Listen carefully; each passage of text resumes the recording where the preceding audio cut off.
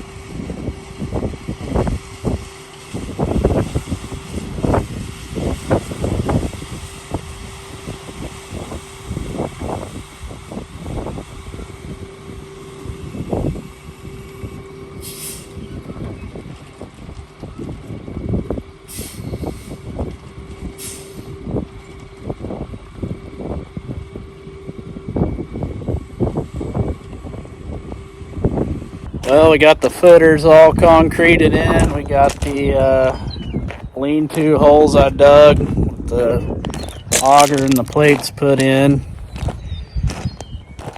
Got all these plates set in here, all the way down on both sides. Got all the gravel spread. We got these footers in over here for the shed. So once these dry, I'll come back in here and scrape this off to where where it's all level. We're gonna set some blocks and raise the shed up like 2 foot, put skirting around it so we can get the plumbing and stuff up underneath it here. So now I need to go clean up the soil conditioner and fix a hose on it. Well, we got a full load today. Got the 302 on here, 650.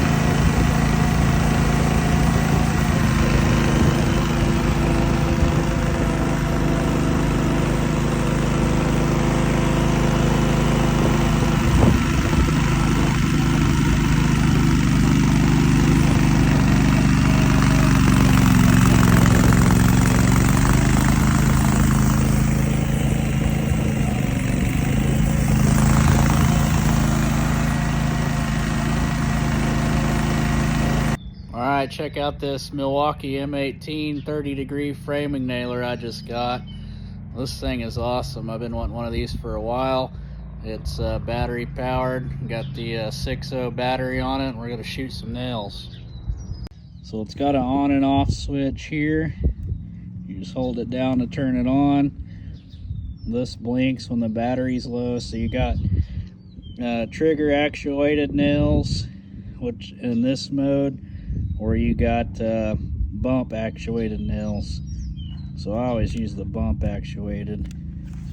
So that one you just hold the trigger down and go hit it like that. So let's see what it does.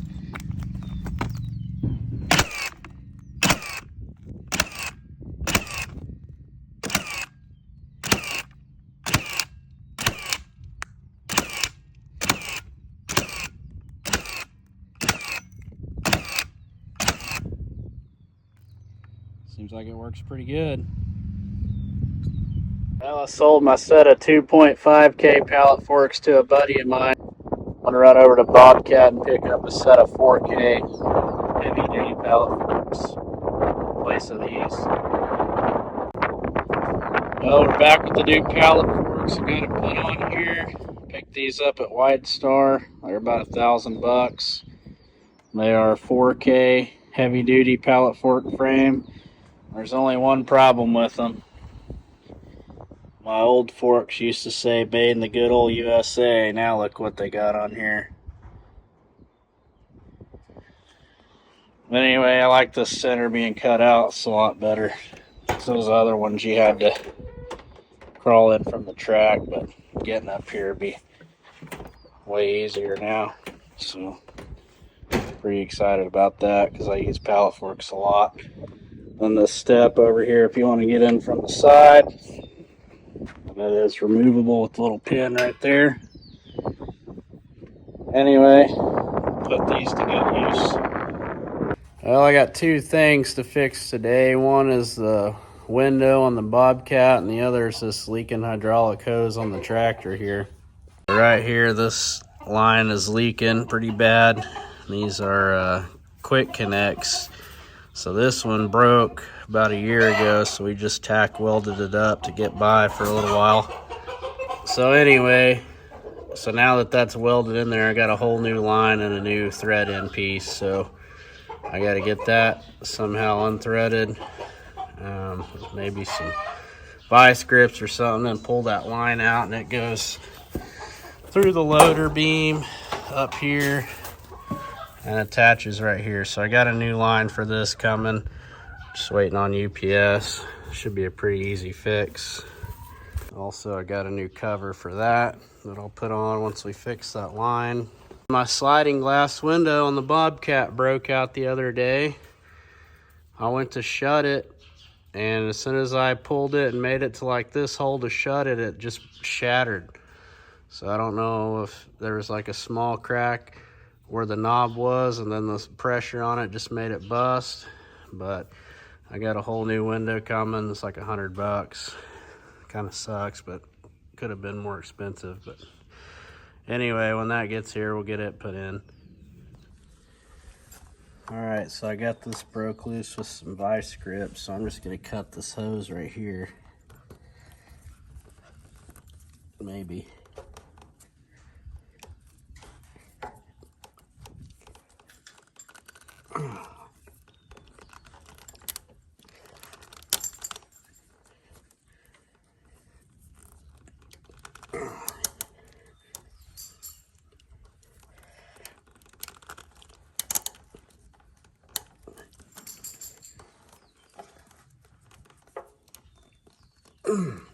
Get some.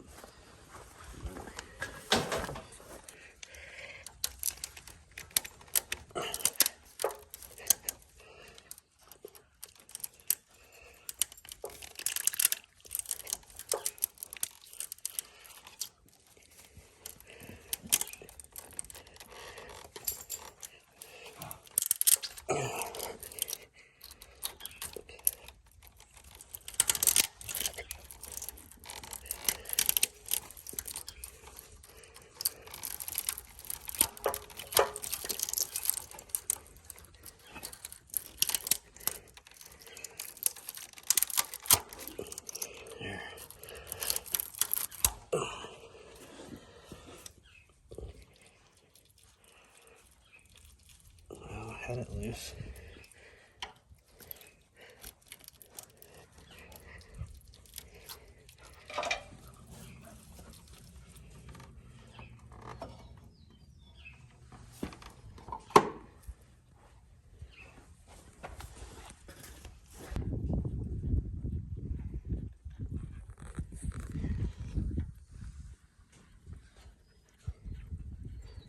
I wasn't for sure which fitting this was. They have either a 1/2 inch or a 3/8. So I ordered both. I think it's 1/2 inch, pretty sure. So now I'll take and tie some string in here and fish it through, so when I get the new one, I can pull it back through. Put that in there.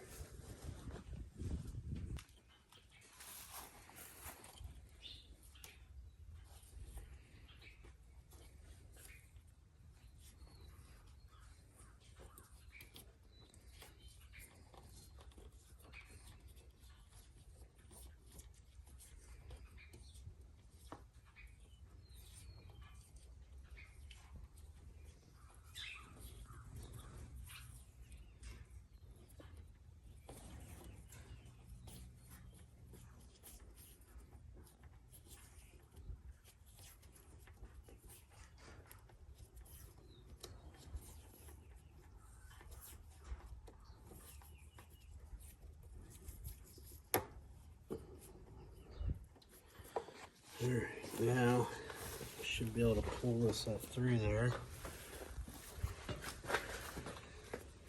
Take this off first, and we need that crescent wrench.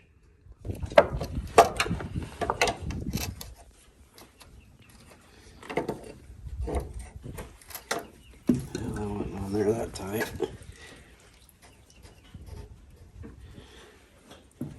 By the way, if you got people at work that are lazy, a good nickname for them is crescent wrench.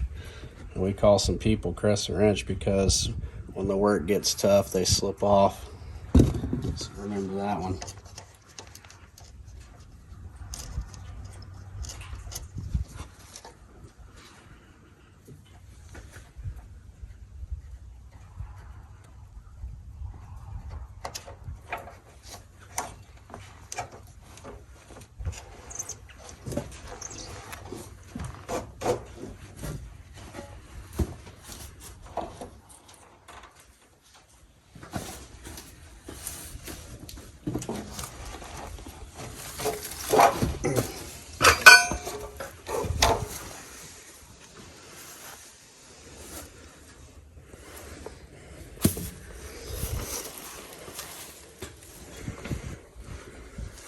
That's pretty much it on that one. And when the new one gets here, I'll do the same thing. Pull it back through.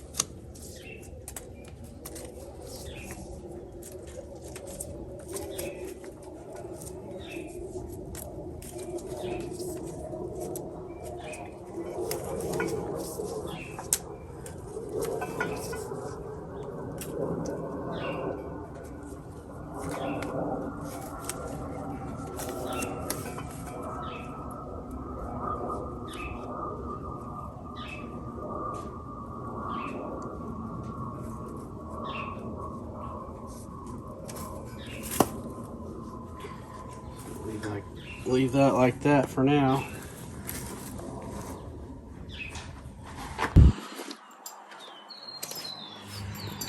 Alright, so this ended up being the 3/8 one. So the way these quick connects work is you push this on like this, and then this red locker goes on there, and then to get it back off, you pull this off, push it in, and then pull it apart like that. So this is gonna fit right here. So we'll get that put in there. This locker back on. Now we'll pull it.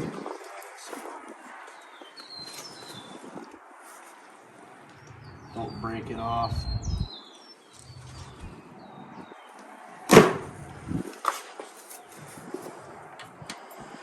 So these do have an Allen head in them, and they're 5/16. And these valve body deals here.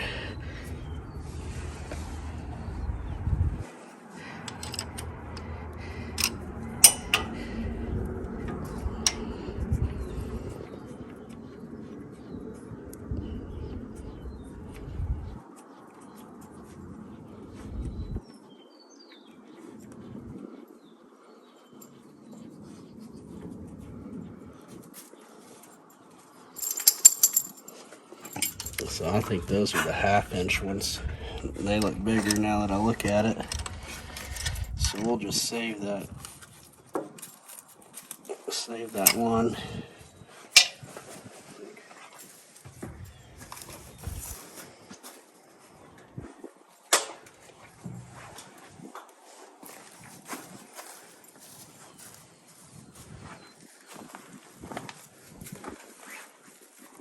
Tie a clove hitch on here.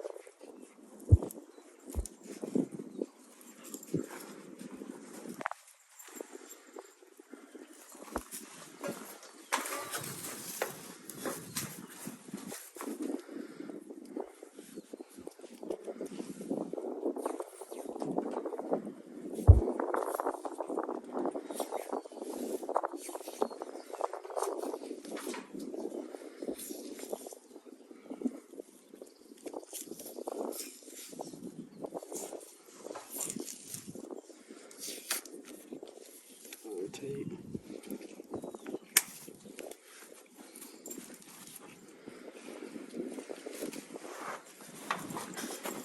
Okay, you feed this end in, or pull the string in, I'll start feeding it.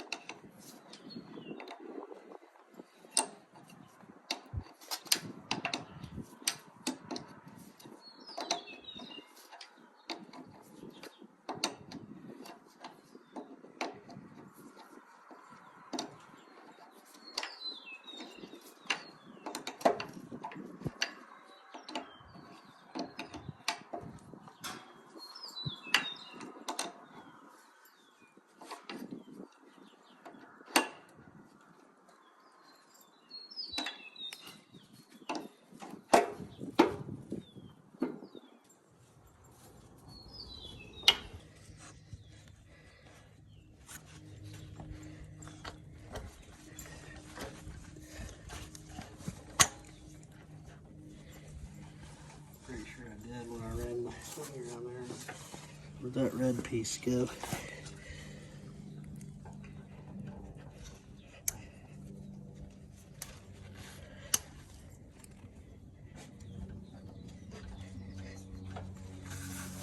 All right, I got this new line put in here. I got some super clean foam I'm gonna spray up here and get this all cleaned off.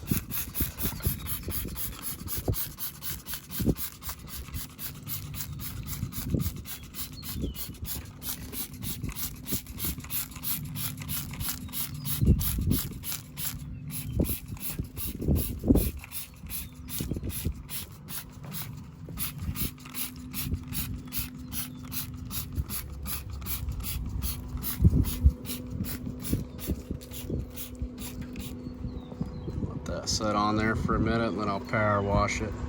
Okay, well the new cover's all on here. This is back out of the sun and weather now. Hopefully it lasts a while. That other one broke off right here and broke here, but this loader is from like 08, so it lasted a while, but it was broken when we got it. So got a new one put on there, looks a lot better. Took care of those leaks up here, so now we're gonna go work on that window. All right, so now we're gonna be fixing the sliding glass window on the Bobcat. So to get this window out, you take all these 10 mil bolts out. There's 2 up there, 1 there, 1 there, and then 2 below. And once you got that out, you can just pull the window out. All right, so we're working on getting the frame put back on this window. And there's these little square stock pieces that go in here with screws to hold the frame together, and I got a new kit of them, and the new screws are actually Torx bits. When I took these out, they were Phillips, and they almost stripped out on me and I barely got them out, so I was pretty ticked off about that and said, well, I should have made these Torx screws. And then this new kit, they're T15, so anyway, I think they need to phase out Phillips head screws altogether and just stick with these. So we're getting this frame put back on, so it should be relatively easy. I tore the part number off this, but the part number is 7307561 for this little kit. So if you're replacing a window and you got to take this frame apart, I'd order one of these. So anyway, we're gonna get this put back together. Well, I finally got this window put in after fighting it for about 4 hours. I thought it was going to be pretty simple and easy, but when I was this piece right here, how it curves back and down, was giving me tons of problems getting this seal in, so I didn't video it because I just was getting mad and it was just taking too long. So we finally got it, but this seal right here kept wanting to roll down every time you try to get the window in.